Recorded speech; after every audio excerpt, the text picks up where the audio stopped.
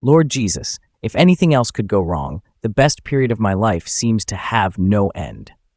Of course, everything can't go smoothly, and I need to take a break. Work has turned into a daily survival ordeal, and the person I trusted more than anyone else causes me more grief than anything. Perhaps I should explain how all this began. I, Jim Anderson, met my wife Kate on the first day of work at Chisholm Engineering. I was 18 years old and nervously came to my first day of work a few weeks after my high school exams.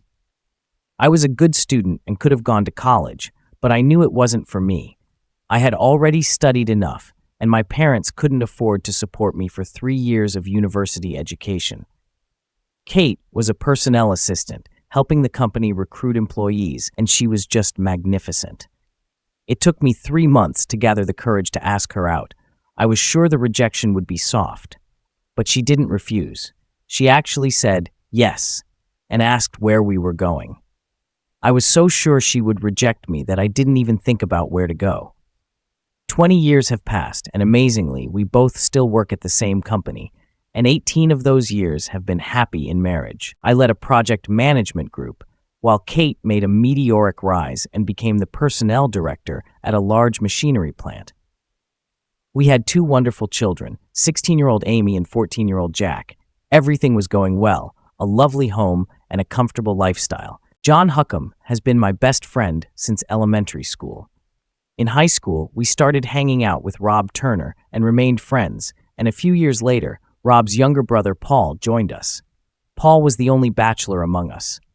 The rest of us were married, and all the wives were close, having known each other for many years. Paul was more focused on his career than all of us. I recommended him to our company, and I was very pleased when he got the operations director position. It was a very well-paying job, and we celebrated it accordingly. Paul explained that he was surprised to get it, as old Chisholm had given him a hard time during the interview. 6 months later, on a Friday evening, the 4 of us had a few pints of beer, and I mentioned that Kate had been a bit off lately and scattered. I brought up this issue because I thought other wives might have something to tell my friends, especially if it was medical.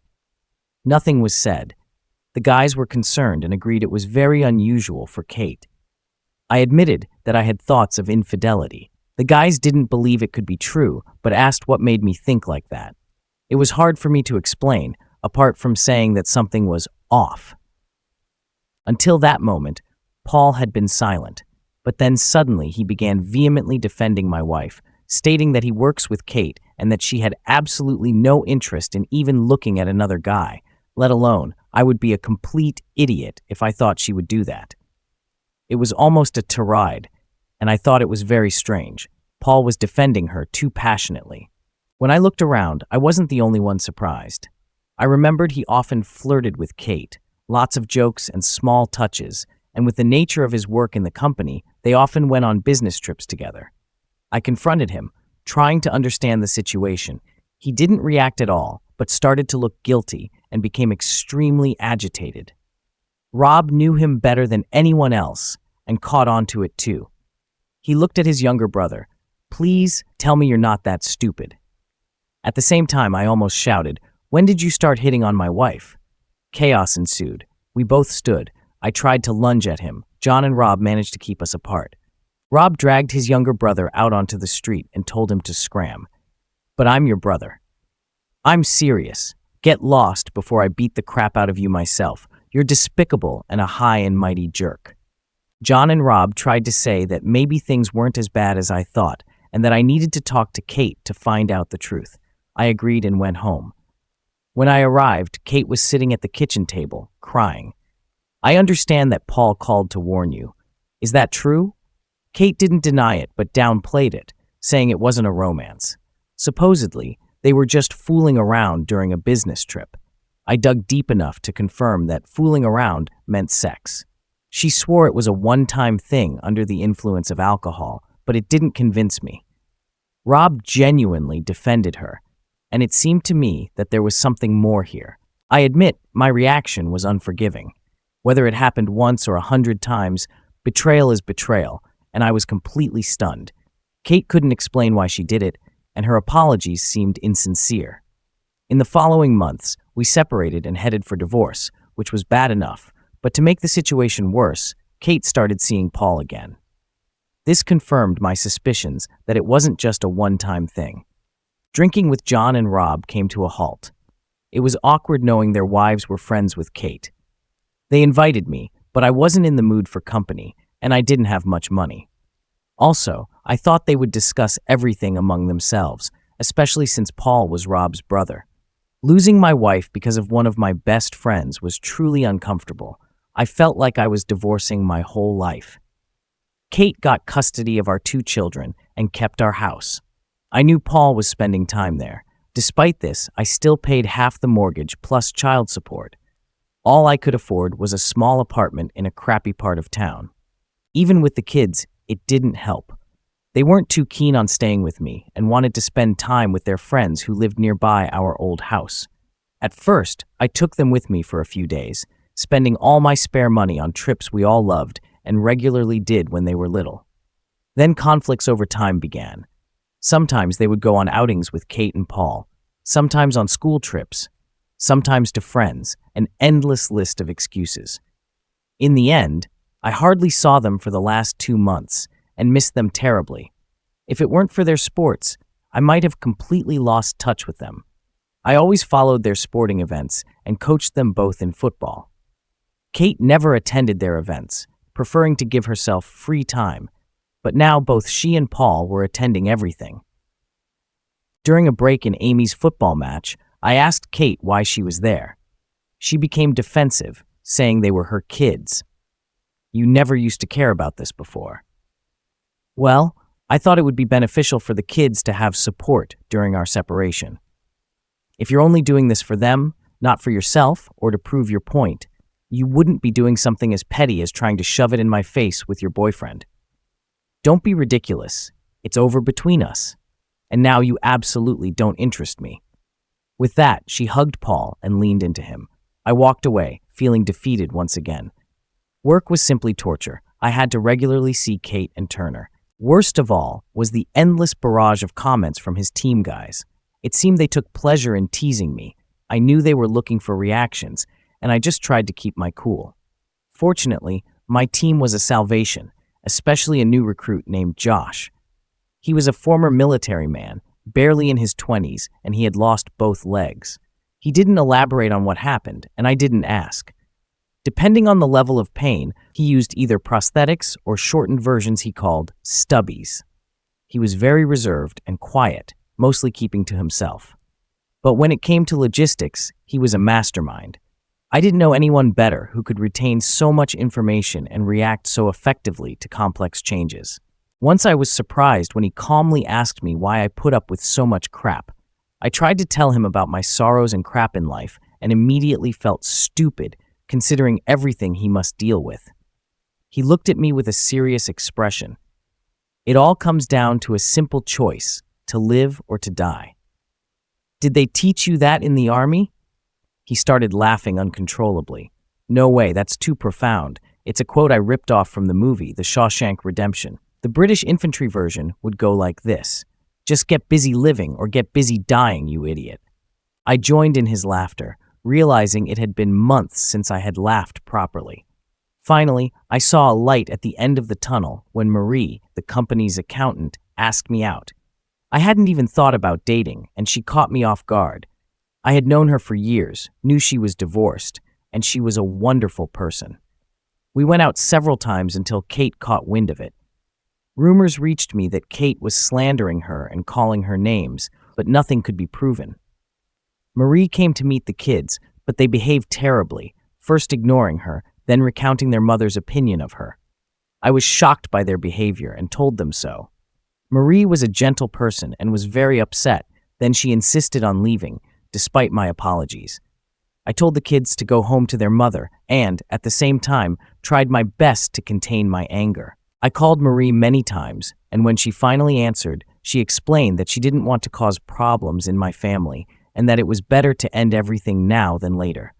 I was completely devastated. I think I've had enough. No matter how hard I tried to do the right thing, I continued to be shit on from a great height. I could just give up. And then I remembered Josh's comments. I tried to find something positive in my life when Amy told me that Paul promised to buy her a car and driving lessons for her 17th birthday. I was furious, but said that I needed to discuss it with her mother first. Amy left, angry again. I called Kate and asked how my 16-year-old daughter was going to get a car when I knew nothing about it. You know, I wanted to teach the kids to drive, and of course, I don't want her to have her own car yet. Why not? It's a wonderful gesture from Paul. Don't be upset just because you can't afford it. So, you're okay with her going to parties with her friends? Do you realize how many car accidents happen with kids her age? I wanted to make it easier for Amy. Let her use our cars until she grows up and we can trust her. Oh no, I hadn't thought about that. I suppose that would be worrying. Since when am I excluded from all decisions regarding the children in favor of your boyfriend? I am their guardian. Wrong. We're both guardians. It just happens that they live with you. Next time, you'll tell me that bastard wants to adopt them. Don't be ridiculous. I agree we should have asked you first, but I'll tell her we're not going to do it. Great. So I'll be the bad guy again, ruining her chances for a car, while Paul remains the hero. Are you two intentionally trying to stir up trouble between me and Amy, or is it just your talent? Of course not. Paul is just trying to support me and bond with the kids. Tell him to back off. He has you and, it seems, my kids, but I'm their father. I have the right to be involved in decisions. I'm sorry, okay? Her words didn't match her tone, which sounded contemptuous. How many times are you going to apologize after making selfish decisions? Try changing your actions. Think about someone else besides yourself. You and Turner are definitely made for each other. You're like two peas in a pod. What does that even mean? Sounds like you're jealous. Jim, you're the one who dumped me. Remember, if you hadn't, we'd still be making these decisions together. And you were the one who screwed it all up. It's pointless to bring up this shit again. We should do what's right for the kids. I don't want them spoiled. They need to earn and be independent. Amy can work if she wants to save up for a car, and then we can help her, not just hand everything to her on a silver platter. Kate's remark about me not being able to afford to help infuriated me. It was because I was still paying the mortgage and child support. It pissed me off, especially considering that Turner seemed to spend a lot of time there. Trying to reason with Kate was like banging my head against a wall and getting the same result every time. I had been saving money and thought I could afford it. I called Kate to make sure the kids would be there on Friday to pick them up for the weekend. Surprise, surprise. They had planned a trip and forgot to tell me. I had to threaten her with a family court lawsuit before she agreed that I could come on Friday to see them before they left on Saturday afternoon. I stood in our old kitchen, reminiscing about the happy days. The kids sitting at the table and Kate, like in the good old times, standing by the bench. I suggested taking the vacation we had been planning as a family for many years, a trip around Europe in the summer. Amy wanted to see as many European capitals as possible, and Jack wanted to do a climb on the Via Ferrata, a protected climbing route through the Alps, and engage in extreme sports in the Alps. It wouldn't be cheap, but I was willing to spend all I had and borrow the rest. The kids were enthusiastic and began discussing different places we could visit. Finally, some positivity. They reacted just as I had hoped. I noticed Kate looking thoughtful. This was supposed to be our family holiday, Jim. We planned it together. Well, now we can't do it together, and this is probably the last chance we have before Amy goes on vacation with her friends. At that moment, Paul walked into the kitchen as if he owned the place. Jack excitedly told him about the trip. Paul nodded and said it sounded great, then added, "I think we can plan our vacation for another time." All three turned to him in unison and asked, "What vacation?" "Well, I was thinking of a summer road trip across the United States. You can choose the route yourselves, but it could include Disney, then hop over to the West Coast, visit Los Angeles and the Pacific Coast Highway." Amy interjected, "Oh my gosh, that would be an amazing trip. Maybe we could even swing by New York?" "I don't see why not. We could stop there for a few days to break up the flights back to the UK." Jack immediately started asking about the attractions at Universal, and whether they could go to Busch Gardens or the Six Flags park. He loved all the thrill rides. I had never hated him more than at that moment. He knew I was at his mercy, and I doubted I could insist on a shorter trip when they were so excited. I got up and left the kitchen, doubting anyone noticed my departure. I had just reached the door of my car when Kate caught up with me. Jim, I'm sorry about your trip. Answer me honestly one question. Kate, is this the first time you've heard about this vacation? Well, yes. I don't think Paul had a chance to tell us about it. I'm sorry it goes against your idea. Oh my God, Kate, you're not that stupid. He just made it up on the spot, and I can guarantee nothing is booked. He's taking my kids away from me, and you're helping him. What the hell did I do to deserve this? I'm sure it's an innocent conflict. Finally, I had had enough. You keep asking for forgiveness, and then you do the same thing again. So here's what's going to happen. Tell your boyfriend this. The next time I have even the slightest issue with access or being excluded from raising my kids, I'll deal with him directly. Are you really threatening us, Jim? Talking to you is like talking to a brick wall. So yes, I'll try a different approach and live with the consequences. You won't harm us. Maybe not to you, though you deserve it. But on the other hand, some payback is due to him. Both you and him should think twice before putting someone in a position where they have nothing to lose, and you've put me exactly in that position. I looked up and saw Paul standing by the door. I half expected him to come at me, given he was bigger, but he just retreated into the house. I saw a disappointed expression on Kate's face, but she quickly concealed it. You see, a real man doesn't resort to threats of violence. No, it seems he ran away. I composed myself and looked at Kate again. You're trying to win their favor and push me away. These are my kids, not his. I like to think I'm a good father. You should want me to be involved in their lives, not playing petty games. Kate seemed speechless. It's not like that, you. It shouldn't be a competition, but let's face it, you won, I lost. You have the house, the money, our friends, a rich guy, and the kids.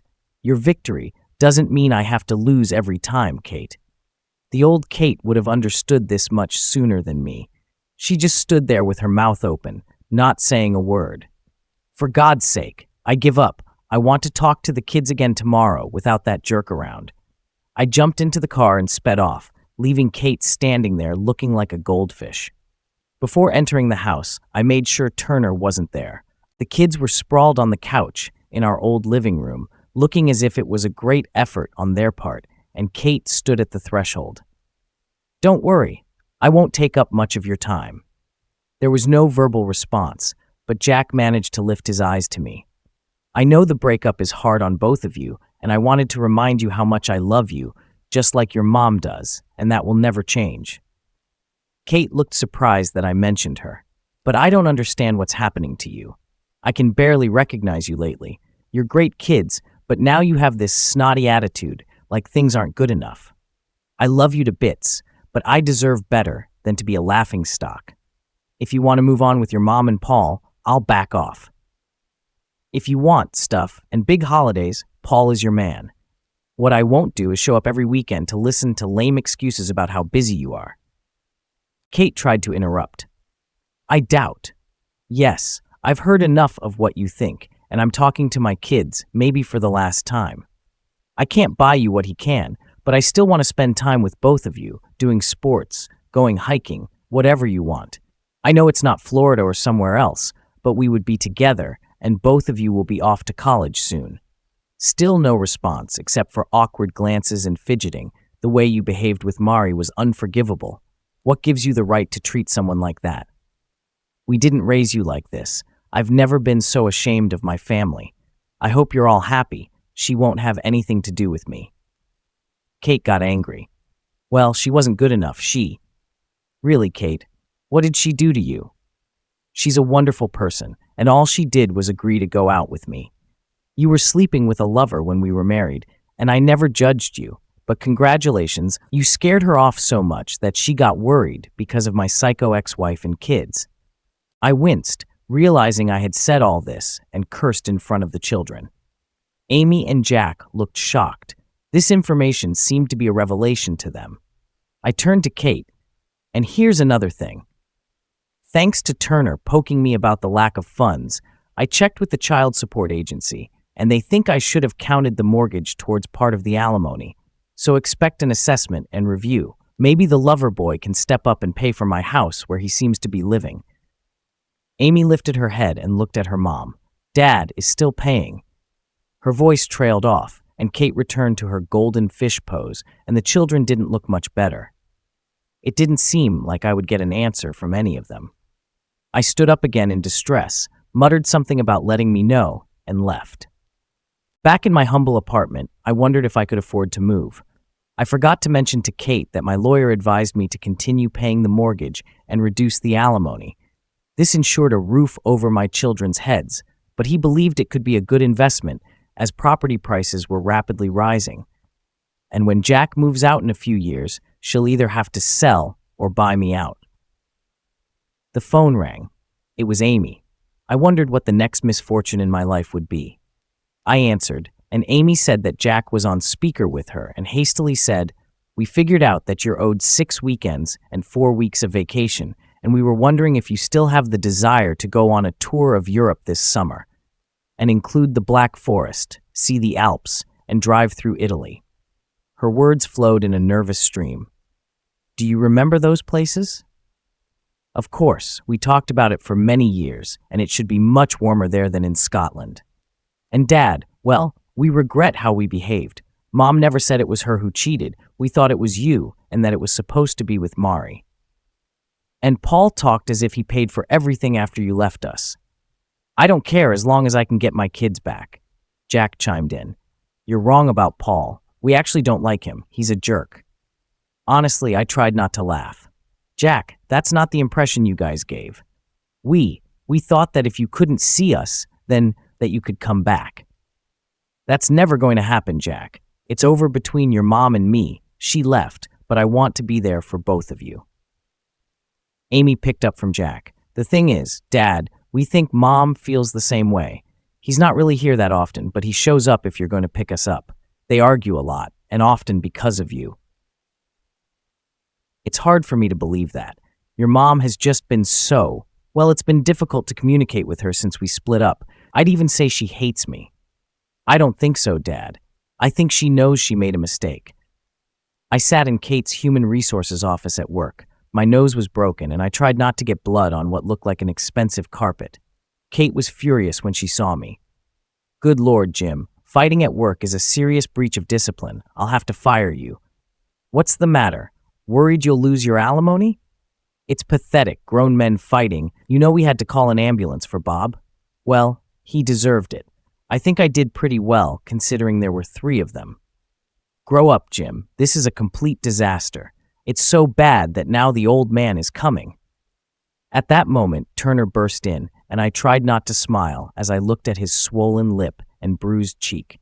He immediately began shouting that he and half his team had been attacked, demanding that we call the police and report the assault, and also to fire me immediately. I looked at Kate. "Do you want to find out what really happened before you fire me? I mean, after all, it is your job."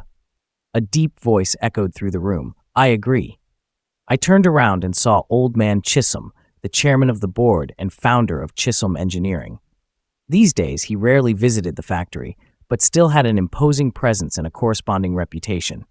Strangely, Josh was standing next to him. Turner launched into his explanation. "It was an unprovoked attack in the cafeteria on me and 2 others from my team.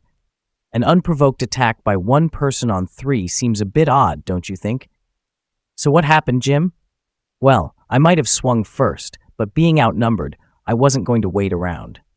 I thought I saw Chisholm suppress a smile. Kate continued, "We have no choice but to fire you and call the police." "Jim, you've already threatened Paul. I heard it myself. Nothing you've said can justify the assault. Aren't you going to ask what provoked this? I suppose it's jealousy over my relationship with Paul." "No, it's been months of harassment from him and his department guys." Paul nearly choked. "That's complete rubbish and just a pathetic excuse."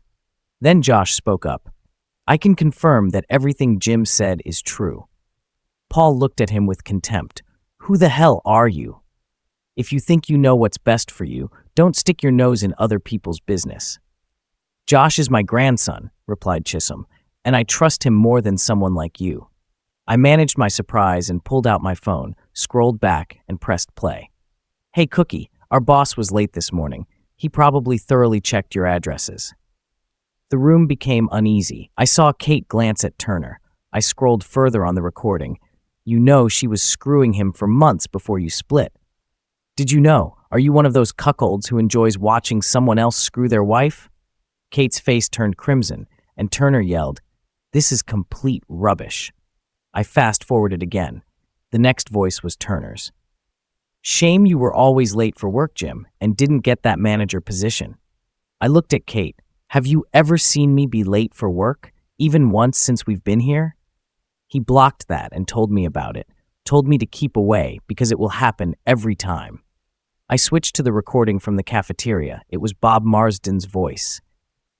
Paul says she's great in bed and does everything right. As soon as he gets her going, we'll have a little party with all the guys.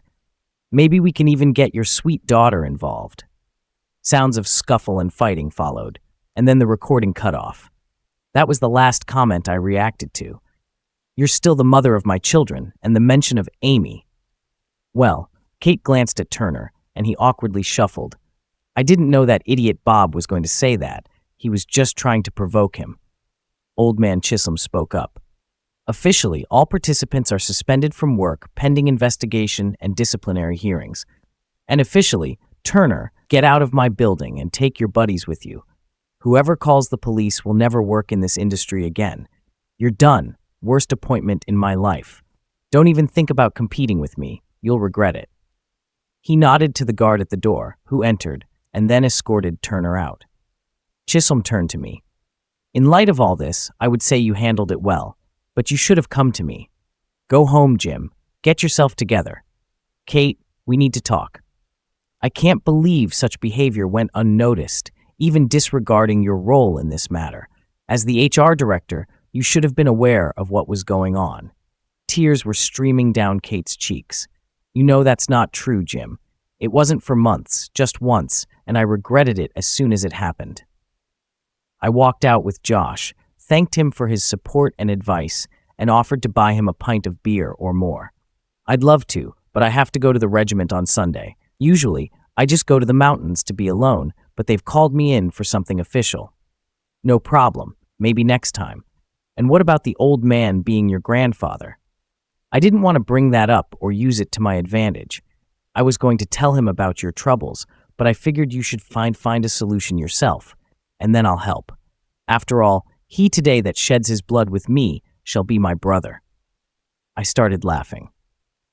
Now I know that's an old army quote, if you count Shakespeare and Henry Futh. Josh grinned.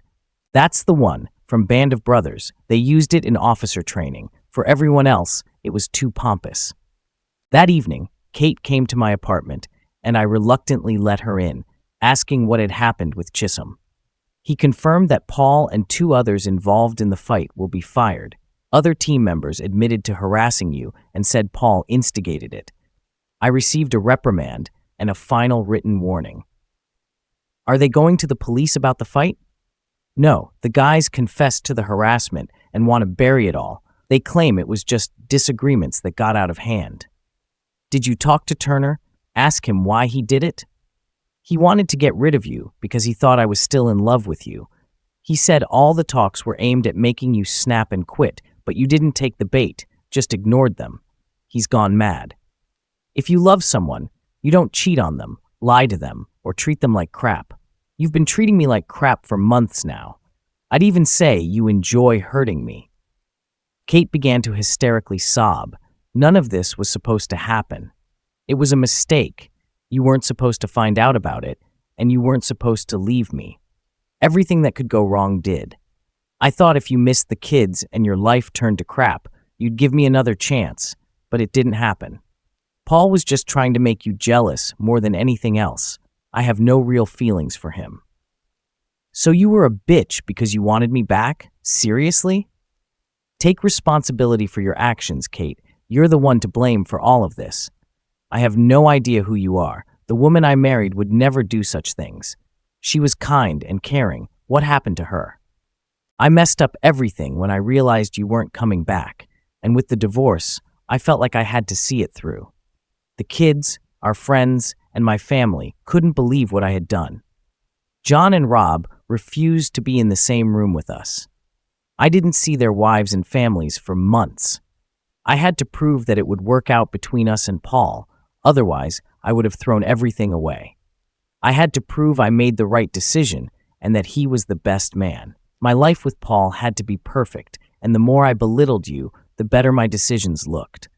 I tried to create the illusion of a loving relationship, but it wasn't like that at all. He was arrogant and selfish, but by then, there was no turning back. What a fucking mess, and you dragged the kids into all this shit. I'm really sorry. I needed to try to fix everything, but I had no idea how. I didn't realize how much it affected your relationship with them. Great, another apology. I heard your words. I'll change my actions, and I won't need to apologize anymore. At least it's over with him. He's gone now, and I need you, as do the kids. They're really mad at me. I thought maybe we could try again. I never stopped loving you. I couldn't believe it. I was so sure she hated me. It made me pause to think, but it was short-lived. There's no going back, Kate. Not for me. The connection and trust we had, they're gone. I'm not trying to hurt you. I'm just trying my hardest to deal with the situation and get my life back on track. On Sunday morning, I met John and Rob for a pint of beer. They reproached me for not answering all their calls and messages. I tried to explain why. The wives were friendly, and ultimately, Paul was Rob's brother. Rob laughed. He's not my brother. I haven't spoken to that asshole since that night in the pub, and that's just fine by me. Otherwise, I'd have blown my top. John explained that initially, the spouses didn't see much of Kate, but now they're back in touch and say Kate regrets everything.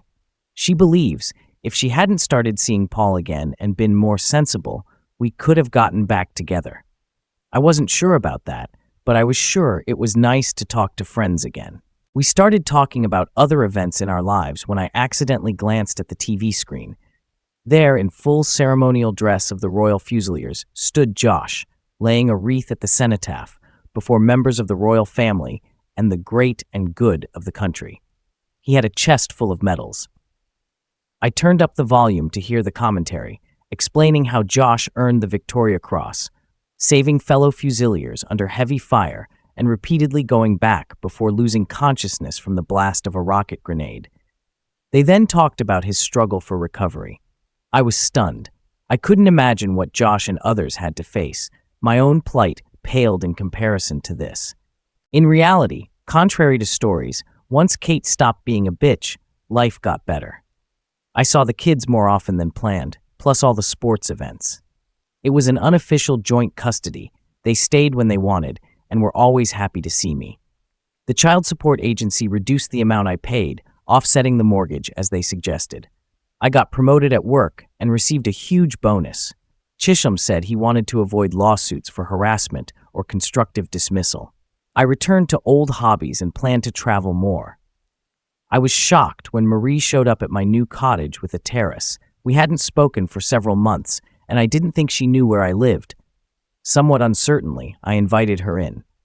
"I'm here at Amy and Jack's request, Jim." They apologized and explained everything. "Amy mentioned that you're not seeing anyone. How did they even find out how to contact you?" "I suspect Kate gave them my number." I called her. She confirmed the children's words and admitted that both of you need to move on. Everything was becoming surreal. "It seems like both your kids and your ex-wife think you're the best thing since sliced bread, and I'd be an idiot not to date you." Sliced bread? That's a bit much, don't you think? Maybe the best thing since the steam engine, though. Sorry, that's an engineering thing. I'd prefer a calculator or a computer, being an accountant and all. Anyway, I'd like to figure this out for myself, Jim. Yeah, I'd like that too, Marie, very much. We started dating again, and our relationship progressed, starting with friendship and companionship, and then passion and intimacy, everything that money can't buy. Who knows where we'll end up in the end, but for now, things are going well. Was it just luck for me? Perhaps. But I like to think that I stopped acting like a victim, and to some extent, created my own luck. I stopped accepting the crap that other people were throwing at me and learned to stand up for myself again, and so far the results have been great. However, I'll never take it for granted. Life has a funny way of tripping you up when you least expect it.